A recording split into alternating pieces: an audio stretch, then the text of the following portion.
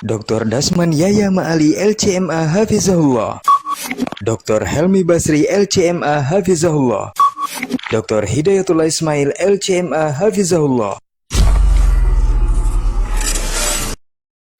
Majtama'a qawmun fi baitin min buyutillah yatluna kitab Allah wa yatadarasunahu fima bainahum illa nazalat alaihimus sakinah wa ghashyathumur rahmah wa haffat bihimul malaikah wa dzakarahumullahu fiman indah. Tidaklah suatu kaum duduk di salah satu rumah Allah membaca ayat-ayat Allah dan sama-sama mempelajarinya kecuali turun kepada mereka as-sakinah, ketentraman dan kenyamanan. Wa ghasyyathumur rahmah, dan mereka diliputi pula oleh rahmat, kasih sayang dari Allah Subhanahu wa taala. Wa haffat bihimul malaikah, dan mereka pun dikelilingi oleh para malaikat, karena malaikat suka majlis-majlis zikir dan ilmu. Wa dzakarahumullahu fiman indah, dan Allah akan banggakan sebut-sebut mereka di kalangan malaikat-malaikat yang ada di sisinya, di masyarakat atas. Mudah-mudahan kita termasuk yang sering disebut-sebut di sisi Allah, di kalangan para malaikat, dan di akhir majelis ini mudah-mudahan kita pula mendapatkan seperti yang tersebut dalam hadis qudsi, qumu maghfuran lakum, silahkan berangkat meninggalkan majelis ini dalam keadaan diampuni dosa-dosa kalian. La nabiyya wala rasula ba'dah. Ya ayyuhalladzina amanu taqullaha haqqa tuqatih wa la tamutunna illa wa antum muslimun. Ya ayyuhan nas ittaqu rabbakum alladhi khalaqakum min nafsin wahidah wa khalaqa minha zawjaha wa batha minhuma rijalan katsiran wa nisaa'a wattaqullaha alladhi tasaaluna bihi wal arham innallaha kana 'alaikum raqiba. Ya ayyuhalladzina amanu taqullaha wa qulu qawlan sadida yuslih lakum a'malakum wa yaghfir lakum dhunubakum wa man yuti'illaha wa rasulahu faqad faza fawzan 'azima. Amma ba'du, fa inna asdaqal hadithi kitabullah wa khairal hadi hadi Muhammadin sallallahu alaihi wasallam wa syarrul umuri muhdatsatuha wa kullu muhdatsatin bid'ah wa kullu bid'atin dhalalah. Kaum muslimin, kaum muslimat, al-hadirin wal hadirat wal musyahidin wal musyahidat wal mustami'ina wal mustami'at yang dirahmati Allah Subhanahu wa taala.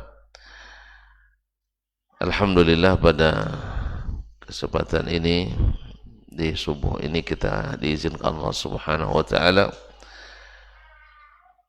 menghadiri undangannya untuk salat subuh bersama, yang merupakan sebaik-baik amalan yang dengannya kita buka pekerjaan pada hari ini. Gimana tidak, salat sunatnya saja lebih baik daripada seluruh urusan dunia ini. Salat sunatnya saja lebih baik daripada seluruh urusan dunia kita ini. Rakaat al-fajri khairun minad dunya wa ma fiha. 2 rakaat salat sunat subuh itu lebih baik pada dunia dan seisinya. Bagaimana dengan salat wajibnya? Kemudian keutamaan itu kita sempurnakan pula dengan bermuzakarah ilmu, dengan bermuzakarah ilmu yang mudah-mudahan dengannya Allah berkahi amal kita dan Allah jaga agama kita. Kaum muslimin sidang jemaah yang dirahmati Allah, oleh sebab itu mari kita bersyukur pada Allah SWT atas nikmat yang diberikan ini. Mudah-mudahan sentiasa menemani kita sampai akhir hayat kita nanti. Salawat dan salam kepada baginda Nabi alaihi salatu wassalam, yang mengajarkan kepada kita agama ini. Tinggal bagi kita mengikuti. Kaum muslimin, kaum muslimat, rahimanillah wa iyyakum. Kembali kita bersama Imam Al-Bukhari rahimahullah dalam kitabnya Al-Adab Al-Mufrad, sampai kita pada bab yang ke-177 setelah beliau berbicara tentang adab, yaitu kasih sayang kepada al-bahaim, kepada hewan-hewan ternak atau kepada hewan secara umum. Maka pada kesempatan ini beliau menyebutkan pula tentang adab kepada burung. Dalam hal ini beliau menyebutkan dalam babu akhdil baydi minal hummarah, bab akhdil baydi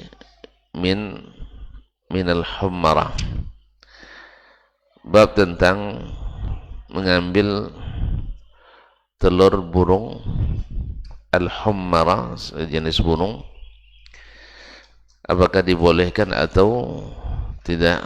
Artinya termasuk adab kita tidak mengambil telur dari burung tersebut bila menyebabkannya tidak nyaman.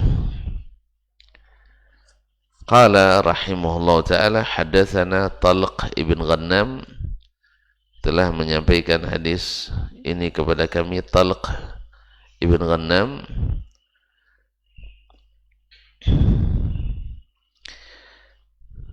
Talq ibn Ghannam ibn Talq ibn Muawiyah al-Nakhai. Qala hadatsana al-Mas'udi, telah menceritakan kepada kami hadis ini al-Mas'udi Abu Ubaidah ibn Abdurrahman ibn Abdullah ibn Mas'ud, disebut dengan al-Mas'udi. An al-Hasan ibn Sa'd, al-Hasan ibn Sa'd al-Kufi, an Abdurrahman ibn Abdullah, dari Abdurrahman ibn Abdullah ibn Mas'ud, an Abdullah, dari Abdullah ibn Mas'ud radhiyallahu ta'ala al-Hudhali, anna Nabiya sallallahu alaihi wasallam, dari Nabi sallallahu alaihi wasallam, nazala manzilan, bahwa Nabi sallallahu alaihi wasallam singgah di suatu tempat.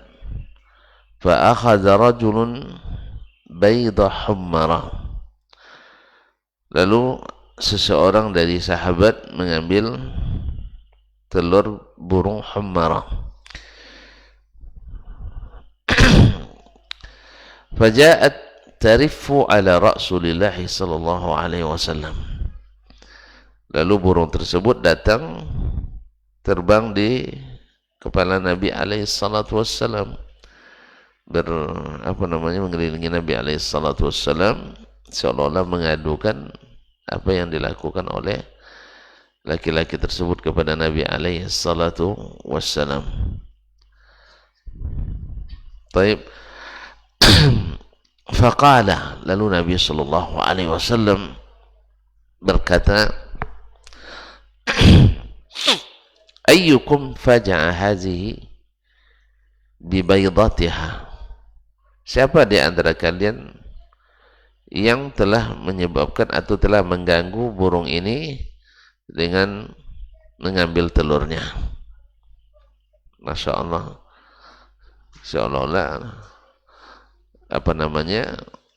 Nabi SAW paham bahwa burung ini seolah mengadu ke Nabi SAW.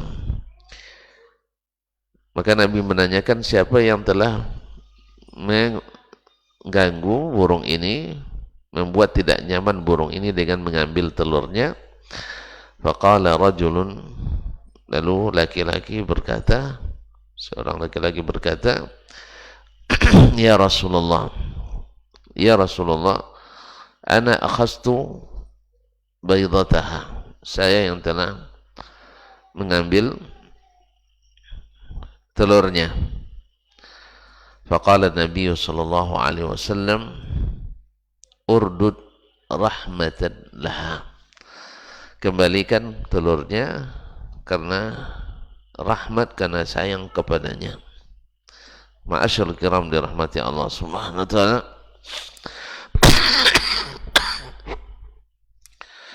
Dalam perjalanan itu Nabi SAW beberapa sahabat turun di suatu tempat. Lalu seseorang menemukan ada telur burung di situ. Maka diambilnya. Ya biasalah, telur burung diambil orang kan biasa. Telur ayam, telur. Maka diambilnya. Ternyata burung tersebut terbang di dekat Nabi SAW dan agak saya terganggu, berkeliling di sekitar kepala Nabi SAW, dan Nabi paham bahwa ada orang yang di antara sahabat yang mengganggunya, yaitu dengan mengambil telur-telurnya. Maka Nabi SAW memerintahkan kepada sahabat tersebut, urdud rahmatan lah, kembalikan telurnya sebagai tanda kasihan kepada dia. Dia sudah secara nalurinya, seseorang atau seekor burung itu pasti kehilangan karena dari telur itu akan menetas anak-anak burung, dan sudah merupakan fitrah atau naluri Allah ciptakan. Induk-induk burung itu sayang kepada anak-anaknya, Nah, bila anaknya hilang, mereka juga akan terganggu. Oleh itu Nabi SAW melarang kita untuk mengganggu atau menyebabkan atau menyusahkan burung tersebut. Ini petanda bahwa sesungguhnya adab yang dianjurkan dalam Islam bukan hanya adab kepada manusia, bahkan adab juga kepada makhluk-makhluk Allah yang lain. Segala sesuatu yang menyebabkan terganggunya atau menyebabkan tidak nyamannya makhluk hidup ini, dilarang kita untuk melakukannya. Termasuklah menyebabkan hilangnya komunitas atau tempat ekosistem yang membuat punahnya hewan-hewan yang ada. Makanya sebenarnya kaum muslim dan muslimat dirahmati Allah, Islam dengan ini juga menjaga keseimbangan alam semesta ini. Karena masing-masing dari makhluk itu punya tugas. Sampai mikroba pun, sampai bakteri pun ada tugasnya. Ya, kalau misalnya orang bertani sawit, kalau biar selamat dari gangguan tikus, dilepasnya ular kobra. Jadi ular kobra itu untuk menjaga sawit itu dari gangguan tikus. Kalau tidak habis, tikus memang sukanya merusak, sampai disebut fuwaisiqah, yaitu si kecil yang suka berbuat fasik, suka mengganggu dan merusak. Ya, kalau dapat buku-buku digigitnya, dapat makanan semuanya digigitnya. Ambil satu bawa lari kan cukup, tidak semuanya diapakannya. Oleh sebab itu kaum muslimin dan muslimat dirahmati Allah, jadi keseimbangan sirkulasi alam itu ada. Dan di sini Nabi SAW mengajarkan kita untuk sayang kepada burung ini dan jangan sampai terganggu oleh kita. Kaum muslimin dan muslimat dirahmati Allah Subhanahu wa taala.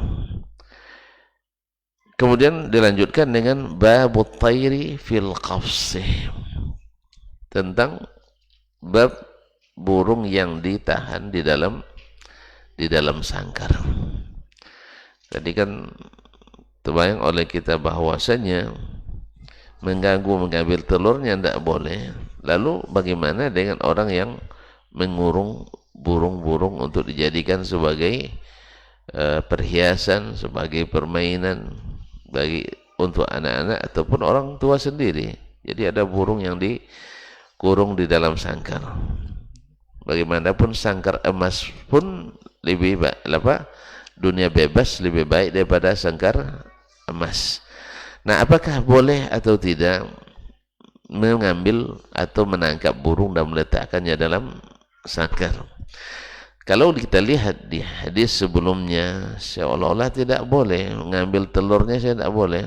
Padahal kita banyak yang cari telur burung ke hutan dan sebagainya. Kaum muslimin dan muslimat dirahmati Allah. Maka di sini beliau menyebutkan babut tayri fil qafsi, bab tentang burung yang diletakkan di dalam sangkar. Dari judul babnya dipahami bahwa Imam Al-Bukhari termasuk yang mengatakan boleh untuk memelihara burung dalam sangkar, tentu saja dengan maksud bukan untuk menyiksa tetapi adalah dipelihara. Sebab kalau seandainya tidak dibolehkan, karena tujuan-tujuan yang dibolehkan banyak dari hewan yang tak boleh kita kandangin. Sapi tak boleh diikat hidungnya, kerbau kambing kan tak boleh ditahan, bebas aja lah, milik bersama. Nah, jadi ada yang dibolehkan karena hajatun nas, karena hajatnya manusia.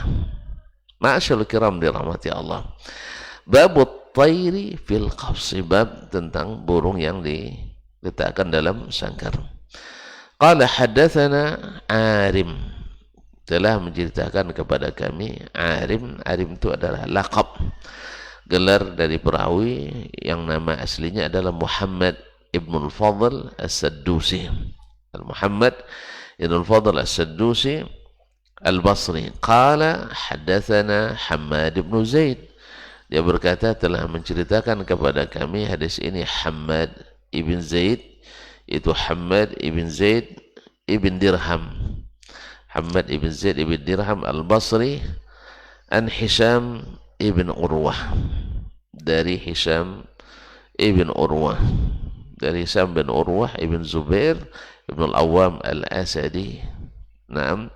Qala kana ibn Zubair bi Makkah. Ibnu Zubair dulu menjadi khalifah di Makkah. Itu maksudnya Abdullah ibn Zubair. Abdullah adalah paman Hisham, karena saudara dari Urwah ibn Zubair. Masih ingat kisah 4 orang pemuda yang berdoa di Hijr Ismail dan doanya diijabah Allah SWT. Satu Abdullah ibn Zubair yang disebutkan di sini. Ibnu Zubair, Abdullah ibn Zubair bin Al-Awwam al-Asadi, dia berdoa, yatamanna ayyakuna khalifah, ingin menjadi khalifah. Lalu terkabul doanya jadi khalifah, walaupun akhirnya syahid insyaallah, dibunuh oleh Hajjaj bin Yusuf al-Thaqafi, seorang zalim.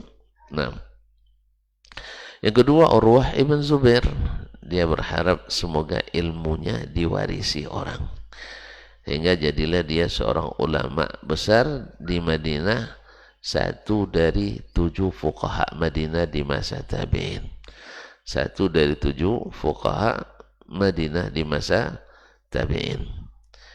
Dan ketiga adalah Mus'ab ibn Zubair ibn al-Awwam al-Asadi. Dia cita-cita ini ganda nih. Satu ingin jadi wali di Irak, jadi gubernur Irak. Yang kedua ingin menikah dengan 2 orang gadis cantik dan cerdas sekaligus. Masya Allah, ini berat juga ini, 2 sekali. Masya Allah. Dan juga tercapai.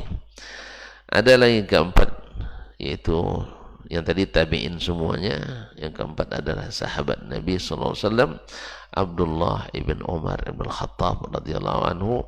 Cita-citanya lebih tinggi.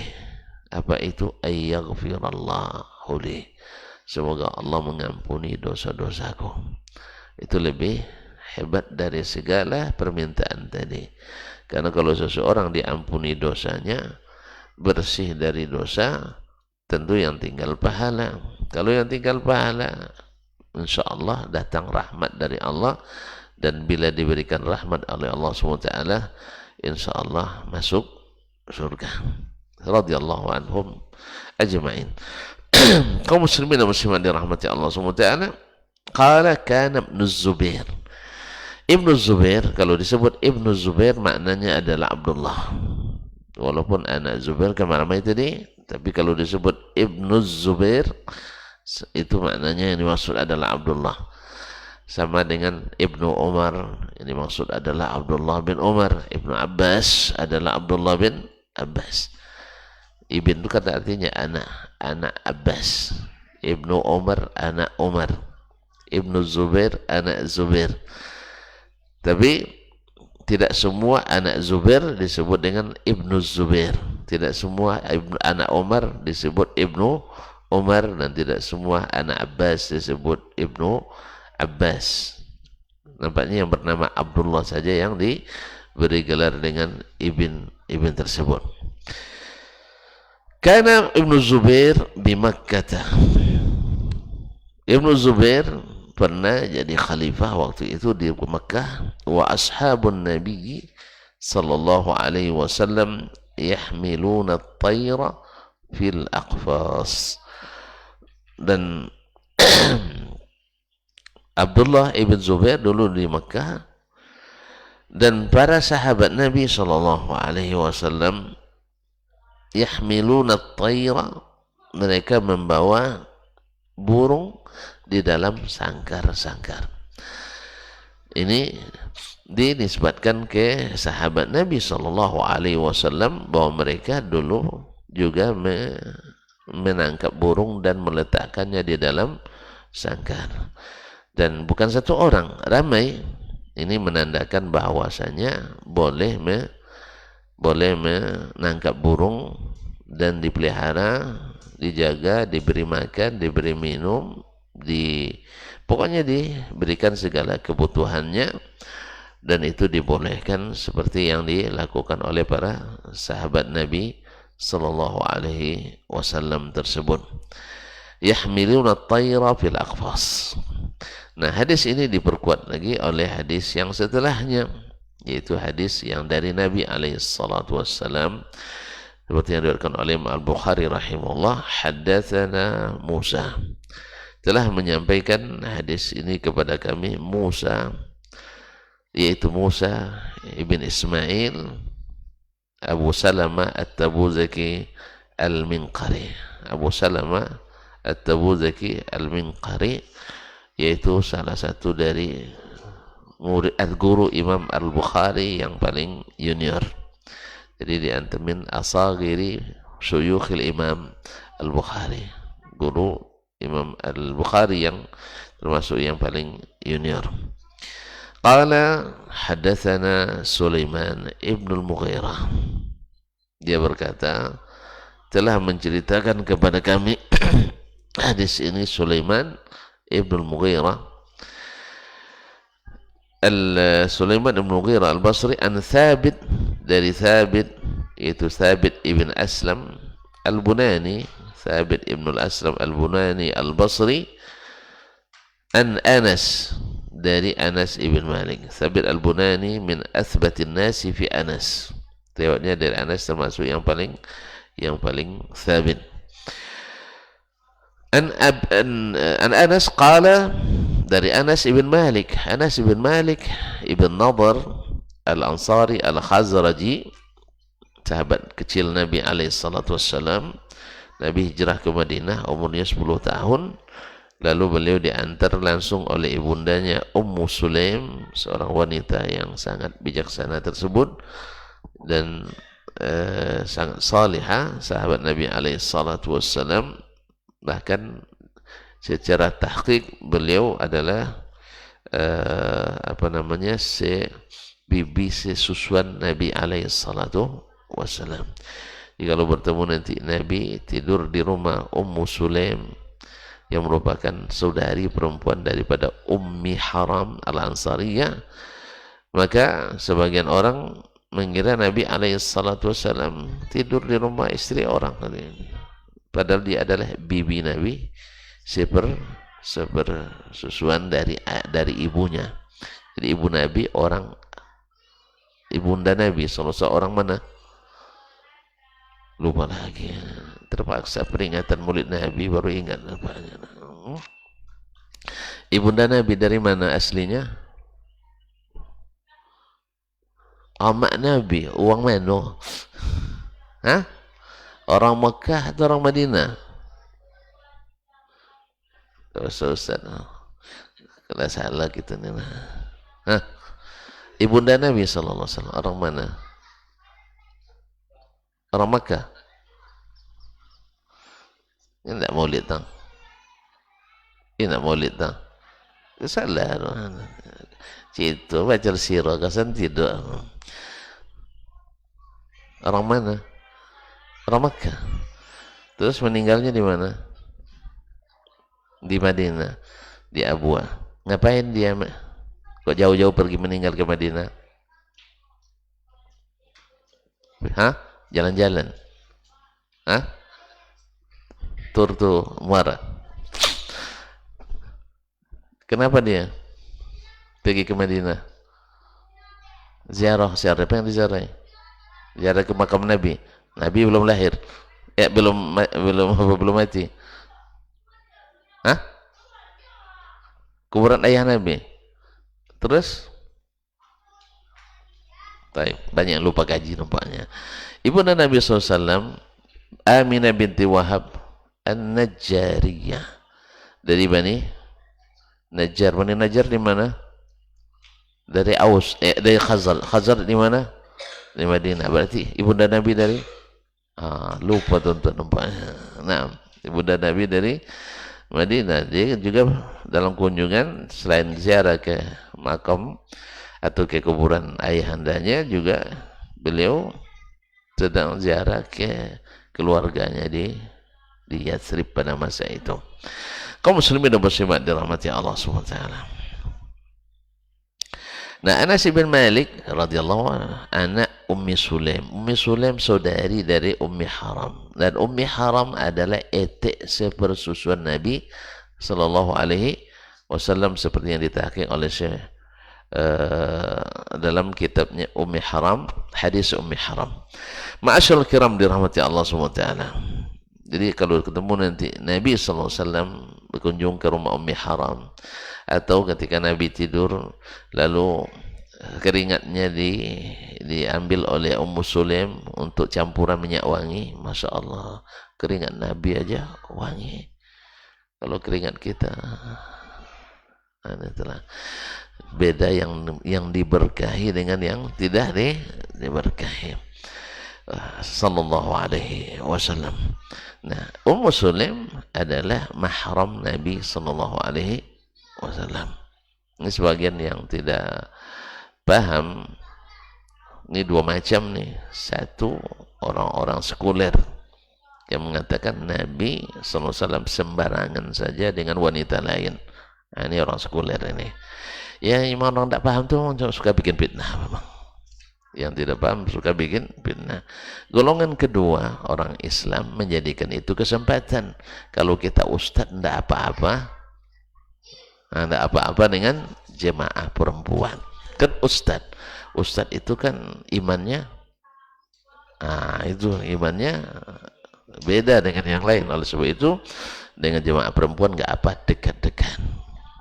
Juga ngambil dari hadis ini, dan yang benar itu adalah etik Nabi sesuai dengan ibunya sehingga jadi mahramnya. Jadi kalau ada ibu antum sepersusuan dengan seorang wanita, maka wanita itu sama dengan bibi antum sendiri yang dari nasab.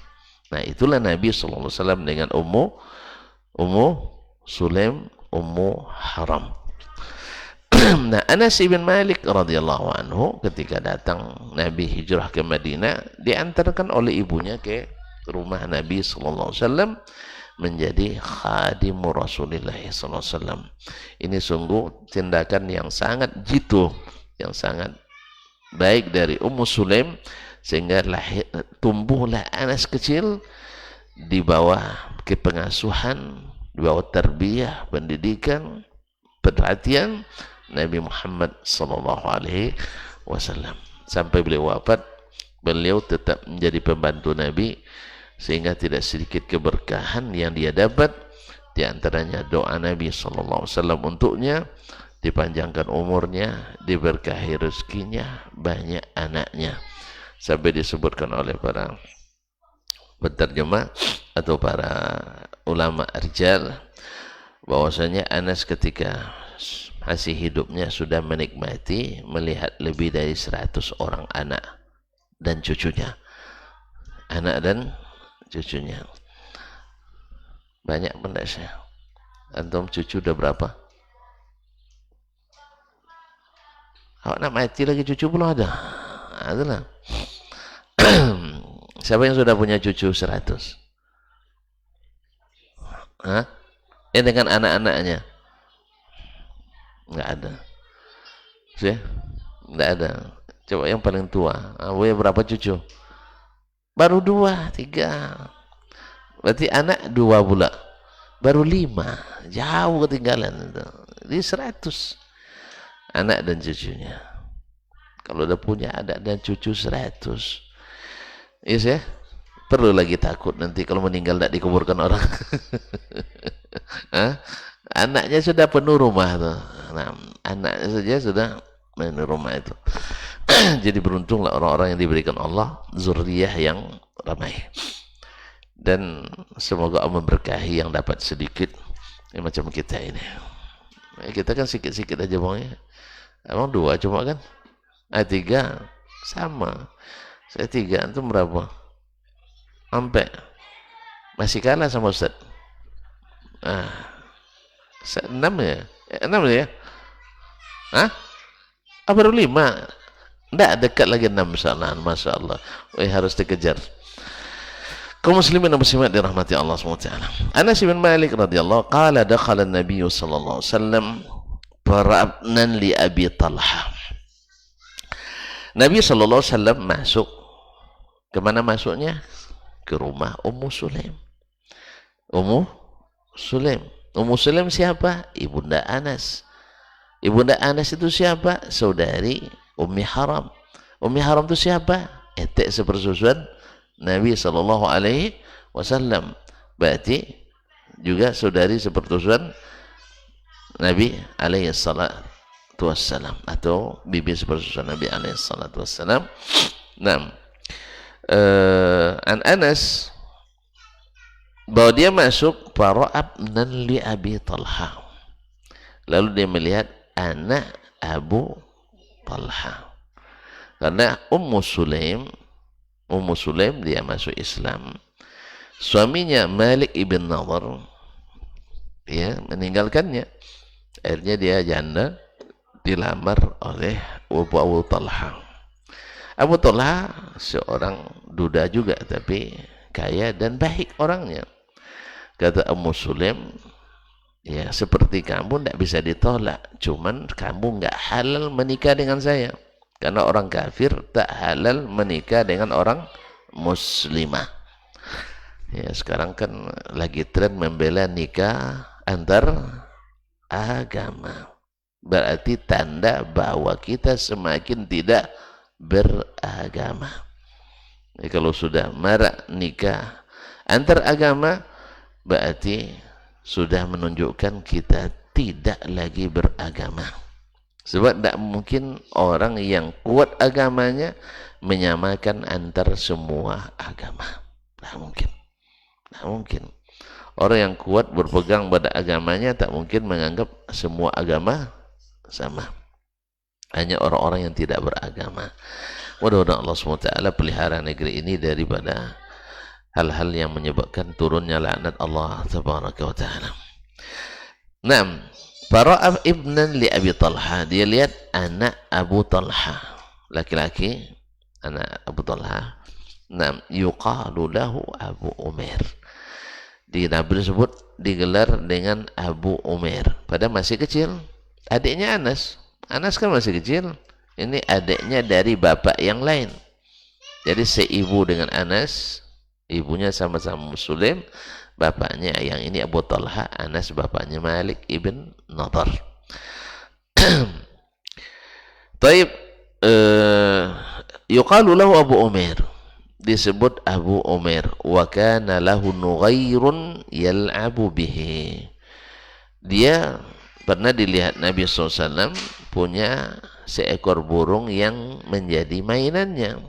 Jadi dia punya burung nughair, kalau bahasa kita burung pipit itu sana. Nah, burung sawah itu apa namanya? Yang burung pipitnya. Nah, burung itu yang dia jadikan mainan. Nah, faqala lahu Nabi sallallahu alaihi wasallam berkata kepadanya, "Ya Aba Umair, wahai Abu Umair, ma fa'ala au aina nughair?" Ma fa'ala au aina nughair? Nabi bertanya, bagaimana keadaan nughair atau mana burung nughair? Kalimat ma fa'ala biasanya maknanya bagaimana keadaan itu. Madza fa'alta hadzal ayyam? Berarti maksudnya apa yang kau kerjakan hari-hari, maksudnya gimana keadaanmu hari-hari ini. Jadi ma fa'alan nughair, apa yang dikerjakan oleh burung nughair, maknanya adalah bagaimana keadaan burung nughair. Atau ainan nughair, mana burung nughair. Ma'asyarul kiram dirahmati Allah SWT, hadis ini juga munasabahnya dengan hadis dengan judul bab, kalau dia jadi mainan anak kecil, berarti burung ini mesti disangkar, mesti masuk sangkar. Karena jangankan anak kecil, orang besar pun burung tak bisa dia jadikan mainan kalau tidak ada sangkarnya, kecuali kalau sudah jinak. Tapi kalau masih jinak-jinak merpati, atau jinak-jinak merpati, pernah nengok orang jinak-jinak merpati? Belum balik nampaknya. Ada jinak-jinak merpati macam-macam mau, tapi enggak, ternyata enggak. Ya, kalau tengok-tengok kayak mau gitu, awak ada apa pula kan, rasa berdegup pula jantung katanya. Ternyata ketika dilamar enggak mau, ketika dilamar enggak mau. Tahu kisahnya? Insyaallah khutbah pekan ini. Di sini. Masyaallah kiram dirahmati Allah. Enggak, mungkin dah agak mirip-mirip sedikit lah insyaallah. Jadi ada orang cantik salihah dilamar oleh orang ganteng tapi tak saleh. Ganteng kaya raya tapi tak saleh. Mau dengarkan? Jangan sekarang, khutbah nanti. Kami usaha. Ma'asyarul kiram dirahmati Allah SWT. La ilaha illallah Muhammadur Rasulullah. Jadi di sini dipahami oleh Imam Al-Bukhari rahimahullah bahwa memasukkan burung di sangkar itu dibolehkan karena terjadi di hadapan Nabi SAW. Yang terjadi di hadapan Nabi lalu tidak diingkari, berarti itu adalah hadis takriri, yaitu disetujui oleh Nabi SAW. Ma'asyarul kiram dirahmati Allah, ini munasabah bab dengan hadis ini. Nah, hadis ini oleh Imam Asy-Syafi'i rahimahullah, ada kisah di saat beliau menjadi tamu di rumah Imam Ahmad. Di rumah Imam Ahmad rahimahullah ta'ala. Imam Ahmad selama ini banyak cerita kepada anak-anaknya tentang ada seorang ulama yang arif bijaksana, yang alim, yang amil, yang saleh, yang abid, dengan segala kelebihannya disebutkan. Ya memang Imam Syafi'i seperti itu, tidak menambah-nambah. Ketika datang ke rumah Imam Ahmad dan bermalam di situ, lalu disiapkanlah makanan, banyak pula dibuatkan. Sebab itu disediakan oleh anak Imam Ahmad air wudhu. Orang dulu kan disiapkan wudhunya, ditimbahkan air, disiapkan di situ.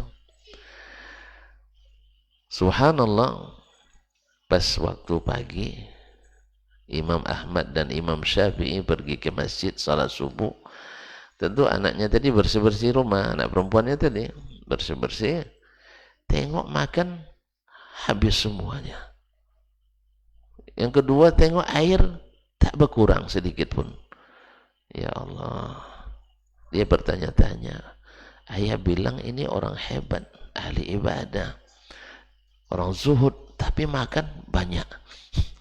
Iya kan, makan banyak. Kemudian air wudhu tak berkurang, berarti tidak ada sholat malamnya. Subhanallah. Dia sepulangnya dari masjid, anaknya bertanya ke ayah, ya ini aneh. Apa sebab?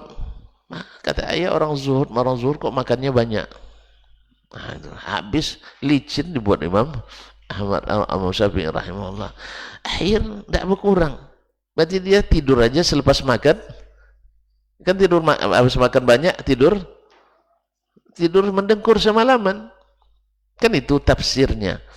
Makanya kan jangan suka nafsirkan perbuatan orang, tanya langsung. Ya, kita kan suka menafsirkan perkataan orang, tindakan orang menurut tafsir kita sendiri. Ya, udah sombong Ustaz, salam tidak dijawabnya. Orang sedang berpikir keras nak bayar utang banyak, kadang tidak dengar salam lagi kadang. Terus tanya. Kalau belum tanya kan jelas itu, Ustaz kemarin saya salam. Ya, tapi Ustaz tidak jawab, ada apa? Nah, baru dia bilang, sekarang saya mikir hutang jatuh tempo. Nah, ya, gimana Ustaz? Belum dibayar. Berapa? Sekian. Saya yang bayarkan. Kan pas jadinya. Dia lega, Ustaz senang. Ini enggak tafsir, udah berubah Ustaznya. Sejak berganti mobilnya, lagi banyak tafsirnya. Allah musta'an. Oleh sebab itu, Imam Ahmad tidak biarkan anaknya menafsirkan sendiri. Ini kita tanya langsung kepada Abdullah Asy-Syafi'i. Ditanya langsung. Anak saya begini mengatakan, dikasih makan banyak, habis semuanya. Kemudian air tak berkurang. Lah bagaimana tafsirnya? Lalu Imam Syafi'i mengatakan, la a'lamu fi Baghdad ahla baitin ta'amu asyaddu halalan min baiti Ahmad. Saya tidak tahu di Baghdad ini rumah yang makanannya paling halal melebihi rumah Ahmad bin Hanbal. Gimana tidak? Hadiah diantar langsung oleh khalifah ke rumahnya. Ya tidak banyak, sekitar 1000 ya. Kan tidak banyak, ada 1000. 1000 dinar apa duit? Ustaz ayatnya biasanya hitung dinar apa Ustaz? Sekitar 2,5 miliar ya. Diantar ke rumah tanpa ada amprah. Tidak ada pula nanti pemeriksaan BPK. Tapi Imam Ahmad bilang, sampaikan salam saya kepada ahli khalifah, saya tidak bisa menerima hadiah ini. Bayangkan, lebih baik dia bekerja di pasar jadi buruh kasar untuk mencari penghidupannya daripada menerima hadiah dari situ. Kalau awal dengar aja desas-desis baru sudah siap proposal. Nah, kan? Siap proposal. Kadang rupanya 50 juta potong 50%. Yang potongannya potongan tidak resmi kadang.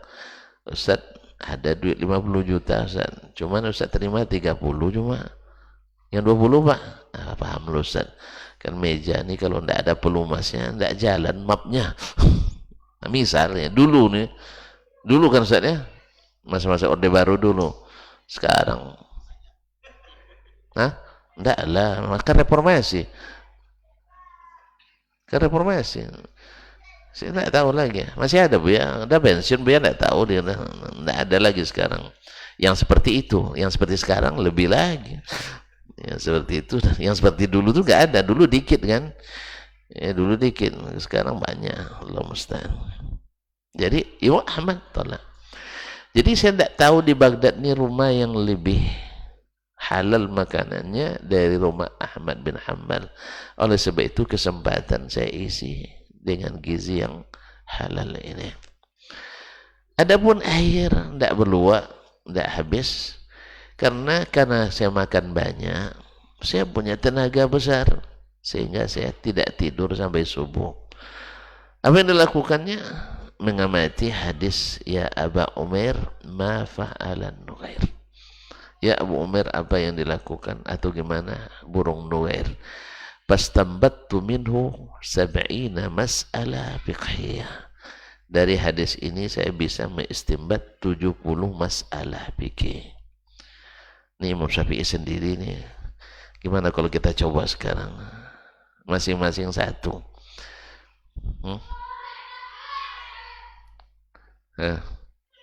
Kita mulai dari mana nih? Nah, yang pertama mudah ini. Pas yang terakhir yang payah nanti. Jangan 77 masalah aja sulit gitu. Tapi Imam Syafi'i rahimahullah mengatakan lebih dari 70 masalah fikih. Ini kita harus angkat tangan sama beliau. Bahwasanya memang pisau analisanya sangat tajam. Irisannya sangat tipis. Matanya sangat teliti. Ya, daya tangkap, daya analisanya sangat luas. Nah, yang pertama. Nah, hukum fikih pertama. Sesuai dengan judul. Boleh memelihara burung. Ingat dia, memelihara burung. Bukan mengadu burung. Ini kan lu ngadu burung lah. Yang kedua, masih melihara juga, boleh meletakkan burung di dalam sangkar.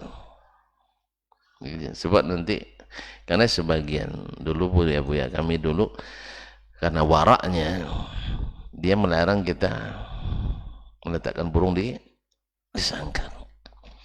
Nah, melarang burung di sangkar karena memang relatif tersia-siakan.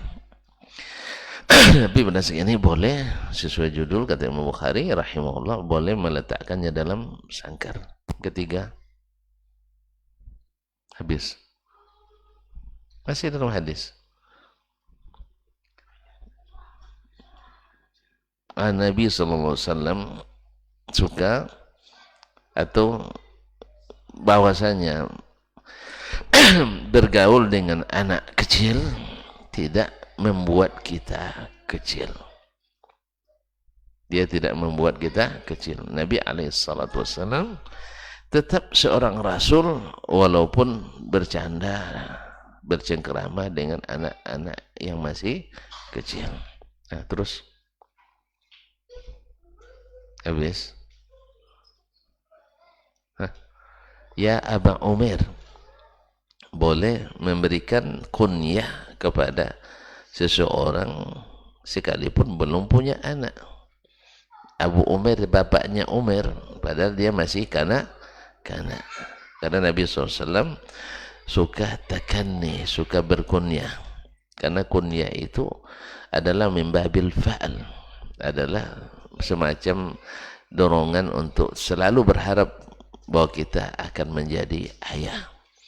Ya, kalau menjadi ayah otomatis kan mesti akan menikah. Kalau mesti menikah, insya Allah punya anak. Kalau punya anak berarti kita punya rezeki. Kalau punya rezeki berarti kita masih panjang umur. Kalau masih panjang umur tambah rezeki lagi. Antum kok bingung gitu? Tambah rezeki, bukan tambah istri. Ragu, arahnya ke situ terus itu. Nah, tambah istri bagian dari rezeki. Makanya berdoalah. Berdoalah, tapi jangan di depan istri. Ya, doa minta istri lagi, jangan di depan istri. Nah, nanti tidak diaminkan, dibalas pula dengan doa cepatlah kita mati. Nauzubillah. Kaum muslimin dan muslimat di rumah, ada lagi?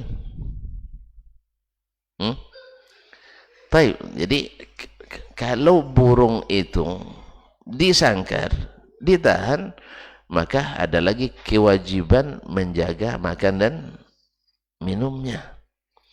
Wajib bagi orang yang mengurung burung untuk menjaga makan dan minumnya. Jelas? Karena ada seorang wanita diazab di neraka akibat mengurung seekor kucing, tidak diberi makan, tidak diberi minum, dan tidak pula dilepas. akhirnya mati itu kucing. Nah, bila burung mati akibat kita menyia-nyiakannya, berarti kita berdosa. Berdosa. Apa lagi? Habis. Tidak sampai 7 lah. Imam Syafi'i lebih dari 7 masalah fikih. Ma'asyiral kiram yang dirahmati Allah SWT, Nabi SAW suka mengunjungi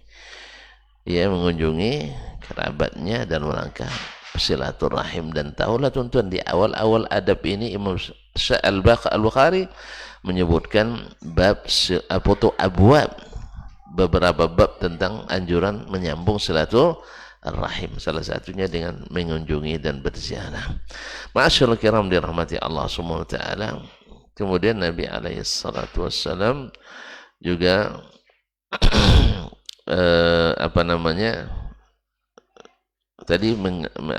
mengasih kunyah kepada anak kecil. Nah, kalau anak kecil saja diberi kunyah, tentu yang dewasa lebih lagi dianjurkan memiliki kunyah. Kaum muslimin dan muslimat dirahmati Allah SWT. Barangkali sampai di sini kajian kita pada kesempatan ini.